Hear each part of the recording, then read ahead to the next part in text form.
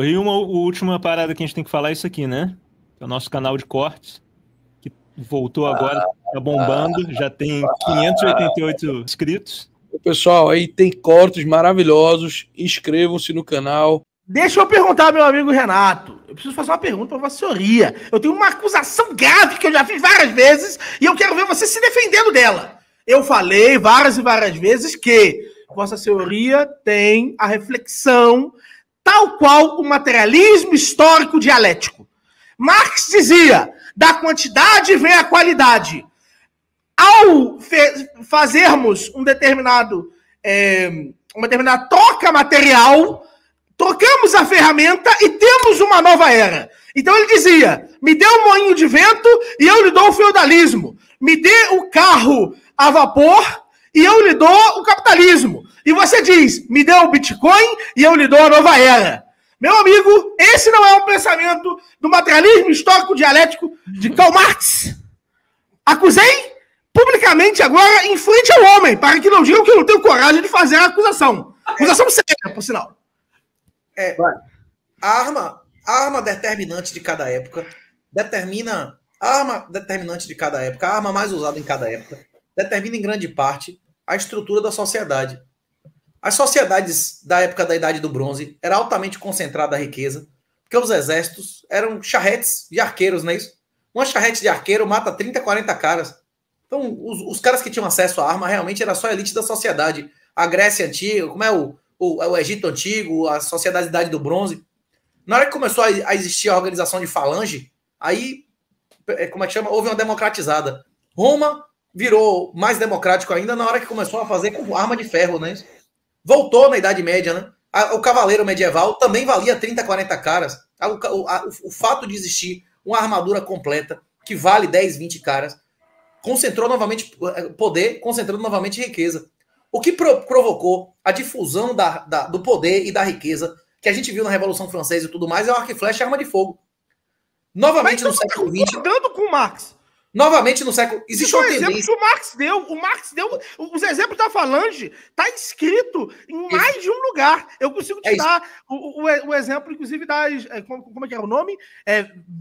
Viga, que ia dois homens no cavalo e aí ia o lanceiro atrás. Dois cavalos na frente, o lanceiro e o cara que está dirigindo. É o seguinte, meu Marx. Até o ano 1000, a Europa não conhecia a tecnologia de você botar um cara de maneira eficiente em cima do cavalo. Primeiro que há 2.000 anos atrás, os cavalos eram 30%, 40% menores do que agora. Não era eficiente para a guerra em cima do cavalo. Era melhor você ir numa charrete. Para você fazer um cavalo de batalha, foi um processo de 2.000 anos de seleção de cavalo. Eu concordo que se você me der as motivações, é possível prever os resultados. Isso é a regra da natureza e essa é a regra da seleção natural. A questão é que nós humanos conseguimos, em grande parte, mudar os resultados. Nem sempre a melhor tecnologia é adotada. Nem sempre a melhor tecnologia vence. No mercado a gente viu um monte de vezes isso acontecer. Não é certo que o Bitcoin vai ser a arma mais usada. Isso não é certo. O Bitcoin pode vencer e pode não vencer. Depende do que a gente está fazendo aqui. Se eu não acreditasse nisso, eu não estaria me doxando agora para evangelizar. Eu estar aqui agora não está aumentando a chance de eu ter uma morte violenta? Minhas filhas, minha mulher, minha família ser sequestrada, não aumenta a chance de eu estar metendo minha cara aqui agora? Por que eu estou fazendo isso? Então, eu acredito que depende da gente o que vai acontecer e não necessariamente de termos materiais. As motivações determinam resultados, mas as pessoas que têm poder sobre as instituições que definem as motivações, né? Por exemplo, quando a ferramenta troca, o mundo muda. E essa concepção você continua defendendo. Há uma relação direta entre as trocas das ferramentas. Essa é a tese do chamado materialismo histórico dialético soft, suave. Tá, mas calma aí. Deixa eu perguntar pro 38 e dialogando com o Miorin aqui ao mesmo tempo. Porque existe uma diferença entre você reconhecer, né, a influência material na história, né? Se você for pegar influência e determinância. A determinância eu pulo. E um determinismo absoluto, né? Tipo, como Marx colocava, né? Tipo, porque se você for pegar Casa Grande Senzala mesmo, né?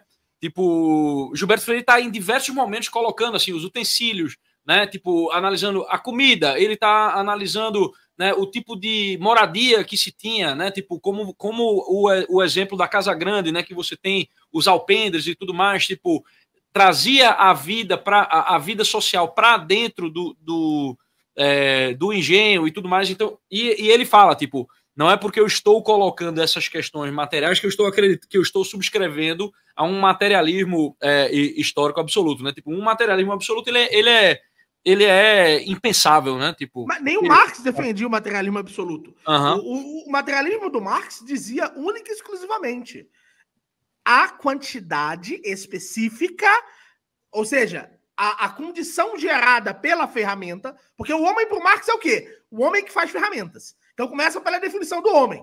O homem que faz ferramentas é o homem marxista. Então, o homem que o 381 descreveu é o homem que muda a ferramenta e muda a época histórica em que ele está incluído. Uhum. E isso é fundamentalmente o materialismo histórico. O materialismo histórico suave, ele não diz, propriamente dito, que o mundo tal como ele está hoje, ele é descrito pela ferramenta. Mas ele diz, mudemos a ferramenta e mudaremos o mundo. E aí eu preciso perguntar, 381, é possível que mudemos a ferramenta, que usemos o Bitcoin e os arranjos do mundo estejam exatamente, ou muito, não exatamente impossível, né? Mas próximos da realidade atual? É possível trocar a ferramenta monetária e não ter um mundo diferente? Tá, pronto. Uma boa pergunta, uma legítima pergunta. A questão que a gente está enfrentando na realidade hoje não é se mudando a ferramenta monetária nós vamos mudar o mundo. É quantos por cento das pessoas vão mudar a sua ferramenta monetária. E quem? A questão é essa. Não adiantava ter arma de fogo se alguma religião, Teve regiões inteiras do mundo que baniram a arma de fogo. O Japão mesmo passou décadas, né? Tipo, considerando uma coisa que não era de samurai, não sei o que, eles demoraram 300 anos. Era uma desonra, né? Era uma desonra. Era desonra, é fácil demais, porra. Não é desonra usar isso na guerra. Teve uma época que eles passaram a usar em alta. Mas, porra, foi um século e meio que existia arma de fogo. Os romanos nunca usaram arco e flecha. Sempre existiu arco e flecha. É isso. Existia uma série de fatores. O Oriente usava. Inclusive, quando o Valeriano, o imperador romano, foi capturado, foi porque o romano não tinha. Ele tinha parado de usar naquela época a tiradeira e tal. Eles simplesmente não tinham armas de distância e os orientais tinham, né? Cavaleiros, e aí mataram o imperador romano em combate com muito mais quantidade de gente, mas não tinha arma de alcance, né? Então, é isso. A questão não é se você mudar a moeda que você usa, você vai mudar sua preferência temporal. A questão é se 1%, 10%, 50% das pessoas vão usar isso. Se um país, 10%, 50% dos países vão assumir isso. Depende de pessoas. Não depende. E se eu disser que importa mais o porquê elas mudaram do que se elas mudaram? Que é o que eu defendo há muito tempo. Eu já escrevi isso em vários lugares. Importa mais o porquê elas mudaram. E aí eu acho muito bacana o que você faz. Acho do caralho você explicar, você colocar a troca do Bitcoin como uma atitude perante a vida. Mas, do ponto de vista, para a gente não cair no marxismo, tem que importar mais o porquê que ele está fazendo isso, com qual intenção, com a finalidade de criar qual efeito que a troca está sendo feita e não se ela vai acontecer. Se ela acontecer, se a mudança de paradigma sobre a reflexão que as pessoas estão tendo, ela não vai operar as mudanças que ela precisaria operar, que é o que eu defendo. Viu, Miorim? Se você crê mesmo que Jesus é o Senhor e Salvador, você não tem mais nenhuma dúvida em relação à predestinação. Porque se você mesmo crê sobre o Senhor, Jesus como Senhor e Salvador, você vai crer que a salvação é individual e que ele ama todos nós infinitamente e ele nos abençoa a todo minuto. Na hora que você reconhecer Jesus como Senhor e Salvador, você não vai mais se preocupar com predestinação, com porra nenhuma. É só gratidão, velho. Tipo assim, a salvação individual. Qualquer pessoa, a qualquer momento, pode, obter a salvação, não é isso? É uma oferta. Tá de graça, é uma graça. Literalmente é de graça, é uma graça, não é isso? A salvação é uma graça. A questão é que quantos e quem vão querer ser salvos e quantos e quem vão fazer parte da lago de fogo, aí é difícil dizer. Não, eu tô dizendo. Vai ter gente, daqui a 50 anos, tem gente que vive sem energia elétrica em casa ou não tem? Tem, porra. Tem gente que vive sem internet, tem gente que vive sem energia elétrica. Vai ter gente daqui a 50 anos que não vai tocar em Bitcoin. Agora, até esse vai se beneficiar. Tem um texto de um cara chamado O Bitcoin e os Pobres, que o Michel Popesco diz, inclusive, que o Bitcoin é a coisa mais conservadora desde a Elizabeth I. Ele diz, não, Elizabeth I não. Ele é a coisa mais conservadora desde fucking Jesus Christ, não é isso? Que ele veio mudar a lei para a lei ser mais conservadora e mais dura do que era no passado. Então é isso.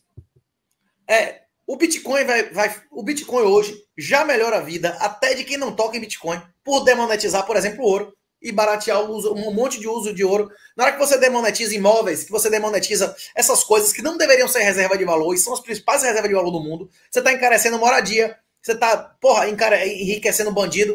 O Bitcoin vai melhorar a vida até de quem não toca no Bitcoin. A grande questão não é como é que ele vai mudar o número, se o mundo vai ser modificado por ele, mas quantas pessoas vão aceitar essa modificação na vida delas, não é isso?